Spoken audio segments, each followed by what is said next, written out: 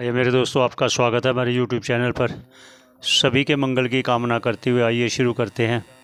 ईशावास्य उपनिषद जो चल रहा है उसके आगे की प्रवचन हम श्रवण करते हैं। सभी के मंगल की कामना करते हुए आइए, आप भी श्रवण कीजिए, हम भी श्रवण करते हैं। ओम शांति शांति शांति। शंकरं शंकराचार्यं केशवं बादरायणं सूत्रभाष्य कृतो वंदे भगवन्तौ पुनः पुनः। ईश्वरो गुरुरात्मेति मूर्तिभेद विभागिने व्योमवद्व्याप्तदेहाय दक्षिणामूर्तये नमः। ओम शांति शांति शांति।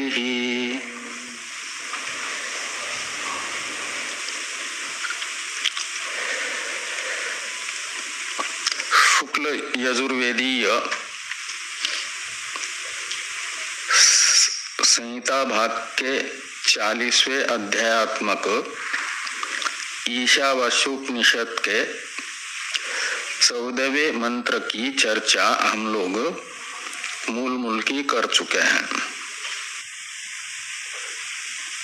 उसकी व्याख्या 9वें मंत्र से प्रारंभ हुई है और चलेगी अंतिम तक।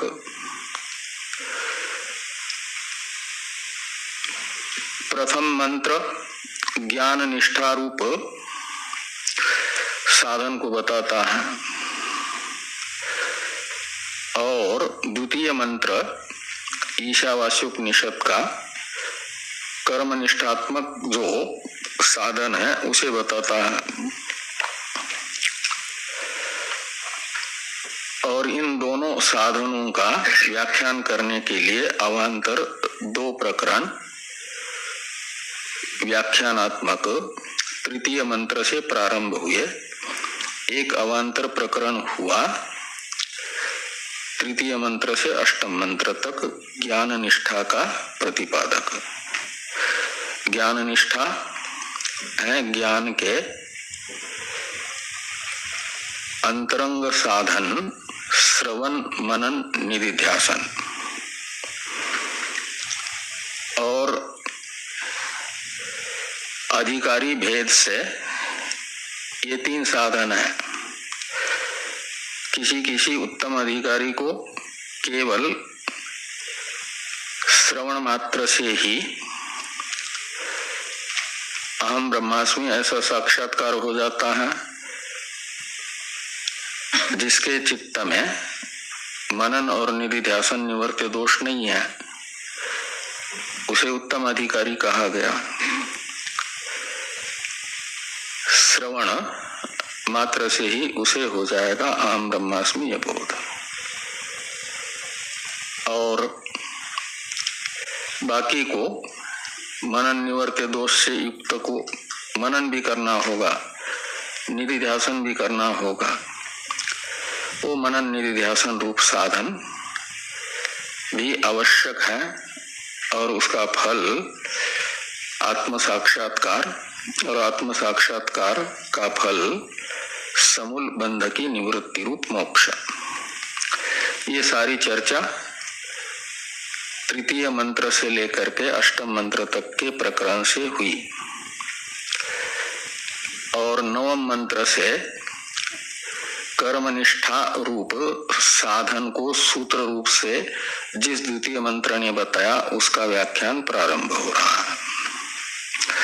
उसमें कर्मनिष्ठा है ज्ञान के अंतरंग साधन श्रवण मनन निधिध्यासन ज्ञान निष्ठा शब्दित उसके अधिकार का संपादक कर्मनिष्ठा रूप साधन है।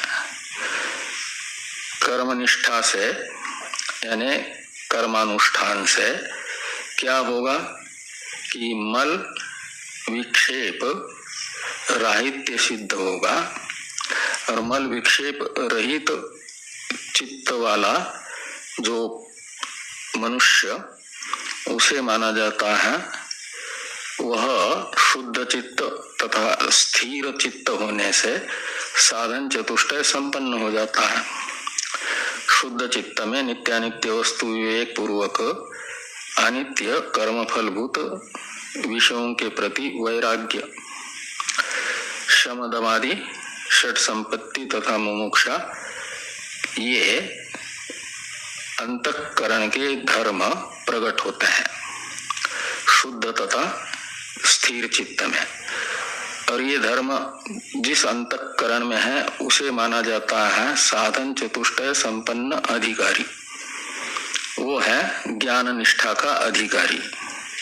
और ज्ञान निष्ठा का मतलब श्रवण मनन निधिध्यासन। तो इस प्रकार ज्ञान निष्ठा अधिकार संपादक साधन को सूत्र रूप से कुर्वन्नेवेह कर्माणि इसने बताया, और नवम मंत्र से लेकर के 18वें मंत्र तक बताया जा रहा है विस्तार से।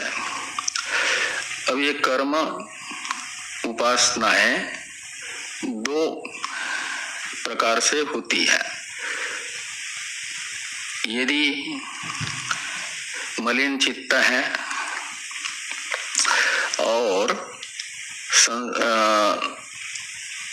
वैराग्य नहीं है, मुक्त भी नहीं होना चाहता, संसार के ही उत्कृष्ट पदार्थों को प्राप्त करना चाहता है, तो सकाम भाव से जिन उत्कृष्ट पदार्थों की प्राप्ति अभी नहीं है लेकिन प्राप्त करना चाहता है, उनकी प्राप्ति के लिए कर्म उपासना करेगा तो उसका तो फल संसारांतपाती ही होगा सकाम होने से। और जो निष्काम भाव से करेगा वह मल विक्षेप रहित होकर के ज्ञान निष्ठा का अधिकारी बनेगा। इस दृष्टि से यहाँ पर कर्म और उपासना इन दोनों का पहले सह समुच्चय बताया गया। तो कर्म के साथ कार्य ब्रह्म हिरण्यगर्भ की उपासना की जा सकती है। उनके सह समुच्चय का 9, 10 तथा 11 इन 3 मंत्रों के द्वारा प्रतिपादन हुआ, और 12, 13, 14 इन 3 मंत्रों से उपासना के भी अवान्तर 2 प्रकार हैं। वो है उपाधि 2 प्रकार की होने से, एक कारणात्मक उपाधि जिसे प्रकृति कहा जाता है, उसकी भी उपासना होती है प्रकृति की उपासना। तो कारण की उपासना एक उपासना का प्रकार हो जाएगा, और एक प्रकार है कार्य की उपासना। और इन दोनों उपासनाओं का भी साथ साथ अनुष्ठान हो सकता है, प्रकृति की उपासना का और हिरण्यगर्भ की उपासना का। तो इन दोनों, अब कर्म को तो कर्म निवर्त्य दोष मल नामक जिसके चित्त में नहीं है लेकिन विक्षेप है, वह प्रकृति की उपासना और हिरण्यगर्भ की उपासना साथ साथ निष्काम भाव से करता है यदि, तो उसके चित्त में से विक्षेप निवृत्त होगा। और यदि सकाम करता है तो उसमें हो जाएगा प्रकृति लयात्मक अमृतत्व की प्राप्ति रूप फल उसे। बोलिए।